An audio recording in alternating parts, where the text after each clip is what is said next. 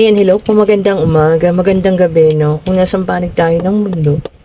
Ayan, kaninong reading kaya itong ating mapabasa sa ngayon? Ayan, kaninong energy.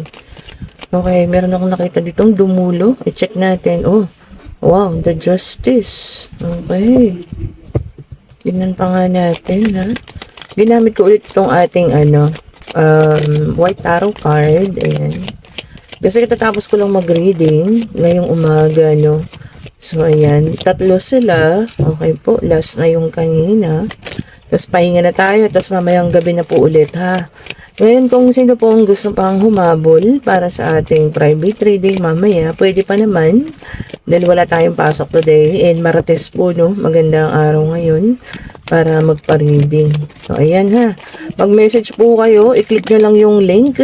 Nandiyan po sa ating comment section. Ako po yung naglalagay dyan. I-click nyo lang yan. At ako rin po ang inyong makakausap. Okay po. Pa-schedule na po kayo ngayon, ha. Kung sino pa ang gusto. Ayan. Ayan, meron tayong the star. Ito yung the star. Ito naman ang ating wheel of fortune. Okay. May justice. Agad-agad. Ang aga, ha. Ano ba itong hinihingi mong justice?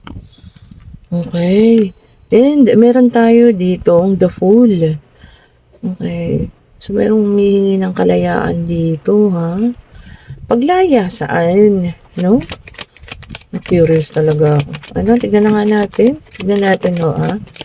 And salamat din po pala sa mga nag-order. Bukas po ako magpapa-GNT, ha? Sa mga habol pa ng orders, ayan, ng ating mga diyan, bracelet.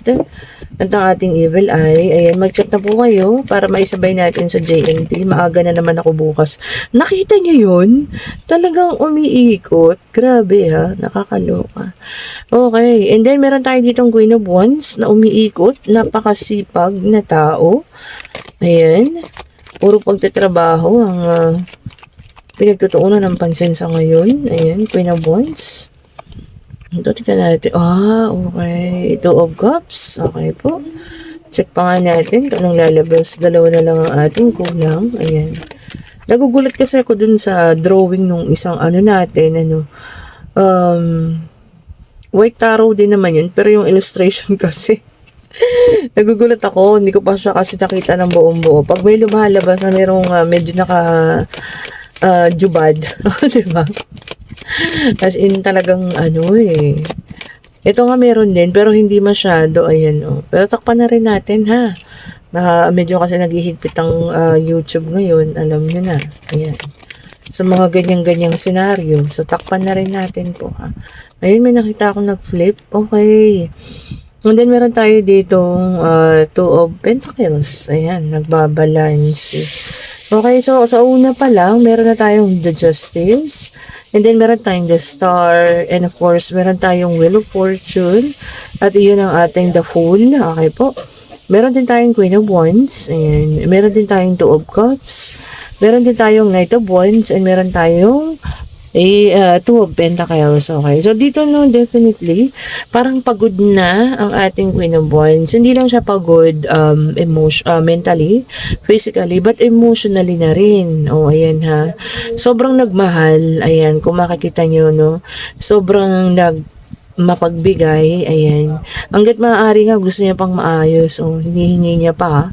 Ayan, kaya lang talagang wala na, parang pagod na siya, at talagang gustong-gusto niya na tong bitawan na, no? Kasi, umihingi na rin siya ng kalayaan, ayan ha, freedom na rin ang hinihingi niya, ayan po, maaring dito sa ating Knight of Wands, ayan, gusto niya na ng ibalanse, yung buhay niya, no? Yung buhay niya, maaari siya na lang, ayan, pagod na ang pakiramdam ng taong ito, ayan po, ha. Pagod na sa pag-intindi sa taong mahal niya, ayan po, pero parang sa tingin ko, itong tao naman na mahal niya, masyadong makasarili. So, ganun po yung nangyayari, no? Parang ang pinapriority naman itong taong ito, sarili niya lang talaga. Kasi, gusto niya yung attention, no? Yung attention lagi sa kanya, ayan. Marunong siyang tumanggap pero hindi marunong magbigay ang person niya. So, see, no? Ayan. Ito lang, yung ating Queen of Wands lang ang bigay ng bigay. So, parang napagod na. Bigay ng bigay ng atensyon, pagmamahal, baka financial din, ano? Ayan. So, dumating na sa point na talagang pagod na. Okay po.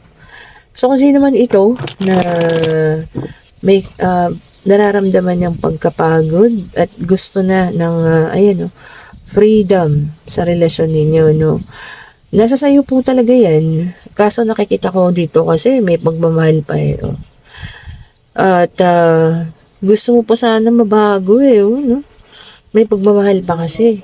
Pero kung ganito naman na yung nararamdaman mo, sobra na, no? Hindi na kita masisisi. So darating din talaga sa point na magkakaroon tayo ng pagkakataon na hindi na natin magugustuhan, ano? Yung mga ganong bagay. Okay, so nasa sa inyo ang pagdedesisyon, ano, kung talagang hindi na kaya, pwede naman nang bitawan na, no, especially kung sa tingin mo hindi na worth it, no, lahat ng pagsasakripisyo mo, pagmamahal mo sa isang taong ito, no, bitawan na po. Okay po. Lagi ko nga sinasabi nyo, unahin lagi ang sarili po ha. Unahin po lagi ang sarili. Kasi walang ibang magmamahal sa'yo kundi sarili mo po eh. Okay? And then, meron tayong the strength, okay? Fire sign. Okay po. Tapangan. Sabi rito, no? Courage. Ayan. Lakasan ng loob. Makakaya mo po yan. Sa una, siguro, medyo maninibago ka kasi mag-isa ka na lang. Pero kung tapang at tapang lang din, makakaya at makakaya mo po yan kung lalakasan natin ang ating loob, ha? Okay? Mahirap. Pero alam kong makakaya at makakaya mo yan. Ang bigat ha. Ang bigat ng enerhiya na ito. Kasi talagang, alam niyo po yun, yung pakiramdam na punong-puno na siya. So, kumaga sagad na sagad na. O, ibang sagad. Tawa ko doon. Ibang sagad na. Iba po yun ha. Hindi po yung ganun. Okay po. Yung po bang ano na. Ay, talaga wala ako eh. Kayo talaga nalulunod. Okay po. Nalulunod na siya dun sa talagang ano, ayaw na. Kumbaga, lunod na siya no, dun sa taong ito.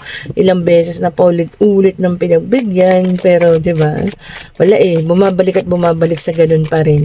Maaring siguro sa pag-cheat, ayan, sa panloloko sa financial, o kung ano man po ito, no. So, bumabalik at bumabalik ang person na ito. Kumbaga na yun, sagad na siya. Ayun na naman tayo sa sagad. Okay po, sagada. Ayan. And then, meron tayong 9 of Cups. Oh, water sign. Oh, included din kayo ha. Cancer, Scorpio, and Pisces. Vice versa. Baka kayo ito, or kayo man yung pinoproblema, or kayo yung namomroblema, no? Okay, sabi rito, no, satisfaction, emotional stability. So, yun nga yung kailangan niya. Kaya niya nga siya nagbabalance. So, gusto niya talaga ng emotional stability. Maging stable na po. Siguro the first thing na kailangan natin gawin is magpatawad. Ayan, yun. And then, hindi pala, una i-release. Ayan, release nyo na po lahat ng pain. Ayan. And then, magpatawad. Okay. Kadadikit ng pagpapatawad po. Siyempre, yung pagtatapos, no? Ayan, pagtatapos po ng mga ganong relasyon, abusong relasyon. Ayan. Siguro yung talagang pagkapit, sa paniniwala mo na talagang hanggang doon na lang. Kasi anytime so naman, babalik at babalik sa itong taong ito eh. Magmamakaawa, ayan, kagaya niya, no. Magsasabi na hindi na uulitin, pero nasa sayo na talaga. Kagaya ng ating 7 of Wands, which is a fire sign, o Aries, Leo, and Sagittarius. So, tagi-tagi sa fire, water, and fire. Okay po. Sabi niya dito, no, talagang parang pinaglalaban niya na. So, protection, ayan, protectionan mo ang sarili mo, defense, sabi niya rito, no, defense yourself, ayan, tama naman, o, diba, protectionan mo na yung sarili mo, kasi hindi na nakakatulong, eh, emotionally, nakaka-drain na, eh, so, kailangan na po natin ng protection, ha, and then, meron tayong 10 of Swords, air sign, okay po. Ay, nako, talagang parating na, hindi na po mapipigilan, ayo. Painful ending, deep wounds, malalim na kasi ang sugat, hindi na siya mapipigilan, and magko-collapse na. Okay po, kung ano man yung foundation na tinayo ninyo or kumbaga kung ito man yung relationship ninyo, hindi na siya mapipigilan pa rin naman po talaga. No? Talagang doon na rin yung kapupuntahan niya. So, ito na lang siguro, no, learn to accept, learn na kung paano mo masasabi kung paano ka talaga tuluyang bibitaw po. Okay? Medyo mabigat yun kasi nasanay ka na eh. Kaya lang, minsan kailangan na rin nating bumitaw, especially kapag ka talagang hindi na kaya. Okay. And then, meron tayo dito ulit the Fool. Okay, so naulit siya. Ayan. New beginning para sa lahat ito, no? O pwede rin namang sa iba. Especially kung yan talaga yung gusto mo. New beginning na talaga para sa pagbabago, panibagong panimula. Ayan. Kasi pag yun na talaga yung hinanap natin, ano, pagbabago, minsan wala na makakapigil eh, no? Talagang doon na po yung patungo. Okay, so ito na naman, meron tayong Seven of Swords in reverse, air sign ulit. Talagang ang hangin ngayon ay sobrang makapangyarihan, ha? Tatlong hangin na rito, earth na lang yung kulang, ano. So ayan, meron din naman iba, maaaring ito ay isang relasyon ninyo or maaaring mga kakilala ninyo na talaga daw pong ipaglalaban na sila ay walang ginawang masama, ano, coming out clean. O kung sino man yung makakakilala sa inyo ng mga ganitong tao, mag-ingat po, ha. Ayan. Kasi ano yan eh, kumbaga sanay na silang gawin pagsisinungaling, cheating, tapos kaya-kaya nilang magmanipula at sabihin na wala silang ginagawa nyo. So ingatan po ha, ingatan po yung mga ganitong tao. Baka may makakilala sa inyo or merong lumalapit sa inyong ganyan, ano. Mahirap kasi yung laging ikaw na lang yung sinisisi, no. Tapos sila ay okay, no. Mahirap po yun. And then meron tayong Knight of Pentacles. Ito na ang Earth sign. Ayan. Para sa ilan, sabi rito, no, mas gusto na lang ang financial growth. Ayan. Doon na lang magtutuon ng pansin muna, no. Tayo na muna na kung ano man at gusto lang yun muna, no, financial stability. Marami po ang ganun, ha. Kasi, alam niyo kung bakit? Ito sasabihin ko sa inyo, ha. Kung nagkaroon kayo ng heartbreak, ayan, tapos naging stable ka, and then one day, magkikita kayo ng ex mo. Tapos makikita, wow, ang ganda mo. O, diba? May stable ka niya na ganito, ganyan. O, diba? Sinong mahihiya? O, diba? Diba? Siya. Kasi alam niyo kung bakit. Siya, ano kaya ang narating niya? Ikaw talagang pinagtuunan mo yung pansin yung pagiging stable mo. And sa pagiging stable mo, dun mo pa nalaman na mas mabuti pala na mag-isa ka na lang kaysa kasama mo siya dahil naabot mo yung mga pangarap mo. O ngayon kung magdakita kayo, siya wala siyang narating. O, diba? So, di ba mas okay yung ganun na pagtuunan mo ng pansin yung financial stability mo, parang ipakita mo sa kanya na ito, kinaya mo. Ilang taon man kayong hindi nagkita, pero ikaw, eto ka, nakabangon ka, maganda ang kabuhayan mo, maayos ka, o, diba? Siya, kasama niya nga yung ginusto niya, pero ano naman ngayon, naghihirap naman sila. O, diba po? Ayan ha. And then, meron tayong Seven of Cups, which is a water sign. Ayan. Opportunities para sa ilan. Ayan, paparating na. So, kunin nyo yan ha. Yung mga oportunidad na po yan na paparating. Maaari ito po ay sa trabaho. Maaari ito po ay sa love life ninyo. Ayan. Teka lang, umuga yung ating camera. Wait lang po. Inuurong ko kasi siya. Ayan, para magpantay. So, ayan po ha. Kunin nyo yung mga bagong oportunidad na paparating. Yan po ay para sa inyo, ha? Okay po. And then, meron tayong Six of Cups. Ayan. Water sign. Naka-reverse naman ito. O, yung iba sa inyo, kayang-kaya na magpatawad. Sabi rito, no? Forgiveness. Ayan. Moving forward na. Talagang ayaw na, no? Talagang mas gusto na lang ng pagpapatuloy sa kanilang simulain or mga bagong nais na gawin, ano? Ayaw nang tumingin sa likod, ayaw nang tignan pa yung nakaraan. Mas maganda yun, ha? Ayan. And then, meron tayong Page of Pentacles, which is an earth sign. Ayan. Ito na lumabas ang earth. Taurus, Virgo, and Capricorn. Ayan.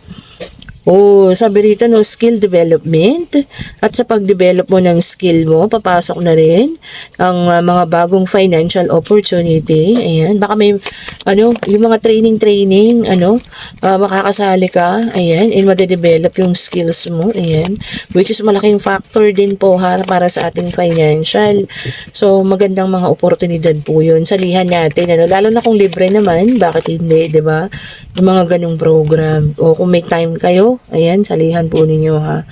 And then the star, ayan, air sign, ayan. Yung iba dito nasa healing process na, ayan.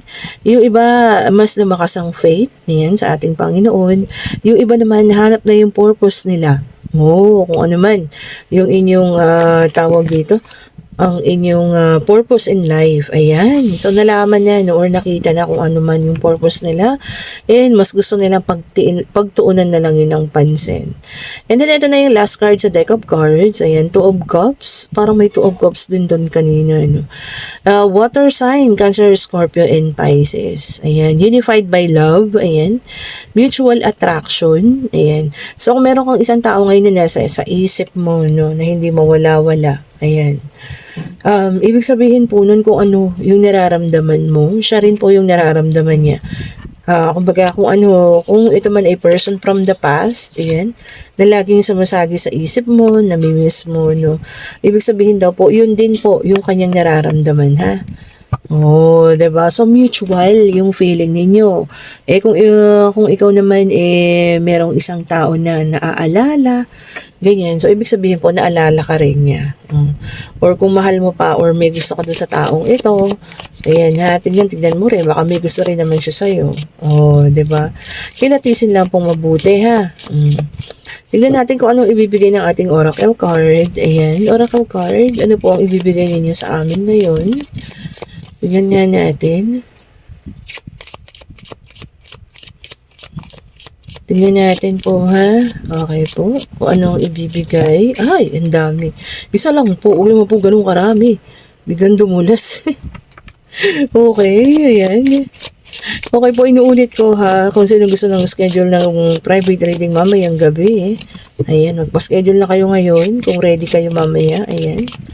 Click nyo lang po yung link ha. Kayo naglalagay po dyan sa comment section para makausap nyo ako ngayon. Kaya po natin, mamayang gabi po kahit 4 or 5. Ayan. Kasi nga wala akong pasok. Ayan. Tignan nga natin. Tignan natin. Oops, ito na nga. Tignan natin ito. Uy, sabi niya dito, take root. Oh, ugat. So, tignan din ang mga pinag-ugatan ng mga bagay-bagay po ha. Baka malalagay kayo sa sitwasyon na magagalit kayo. Ayan, so tignan muna natin kung ano po yung pinag-ugatan ha bago tayo magalit or bago tayo mag-boost ng emosyon.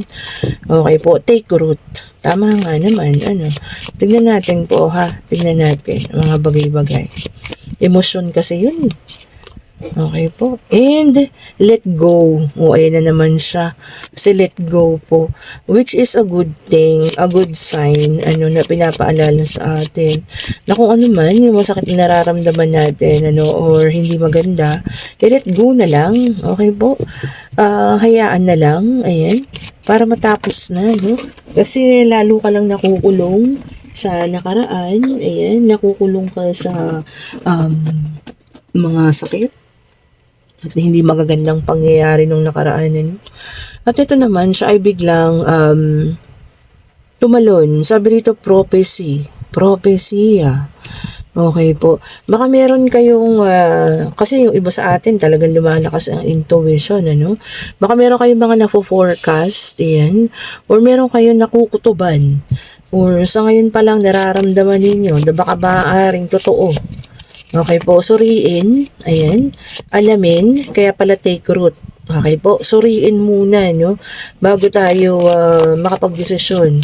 Kasi maaaring totoo naman or tama ang inyong kutob, so kailangan nyo pong suriin po, ha? Okay? Yung iba sa inyo, baka maaaring meron ding third eye or may pagka-psychic, May nakikita tayong mga bagay-bagay na minsan hindi natin dapat makita. Okay, ako ayoko ng gano'n. Kasi matatakotin po ako Pero although ilang beses na ako nakakita, pero huwag muna. Huwag na ulit. Ganun eh, no? Okay po. Ito, tingnan natin. Biglang umangat. Uy, ang ganda nito. Bago to ah. Organize the mind. Uy, ang ganda. Okay po. Ito para dun sa mga taong nagugulumihanan or ang lalim ha. Nagugulumihanan. Okay. So, ayun. I-organize natin ang ating pag-iisip. Ayan po. Kung kinakailangan natin pag-isipang mabuti bago tayo parang connected din doon, magbigay ng isang desisyon, kailangan nating i-organize muna, Or pwede rin ang ibig sabihin ng pag-organize ng pag-iisip, yung maaaring gagawin mo sa mga susunod na araw. O, 'di ba? Kailangan i-organize mo na 'yan sa pag-iisip mo para nga naman matuloy. O kung ikaw ay may pupuntahan or kung ikaw man ay mag-iibang bansa or kung ikaw man ay may dapat gawin, ayan. Palagi nating pangibabawin ang ating isip. Sabi nga, mind over matter. Oh, 'di ba? I-organize ang ating pag-iisip. Oh, ang ganda. Okay, and then pwede na tayong magtanong. Pwedeng financial, pwedeng pag-ibig, pwedeng pangyayari, pwedeng pag-travel, kung ano man ang inyong nasa sa isip. Ayun na. Pakabilis, nagmamadali na. Pinapatulog na ako, no? Kasi kanina pa ako mulat. Kagabi pa nga actually po. At ito na, ang sagot po sa ngayon ay no. Ayan po ha. And this is Eight of Cups. Ayan. Seven of Cups. Sorry po, medyo naduling tayo dun. So, yung iba rito sa inyo, multiple option. Ayan po ha. Marami naman palang pagpipilian or maraming dapat pang gawin.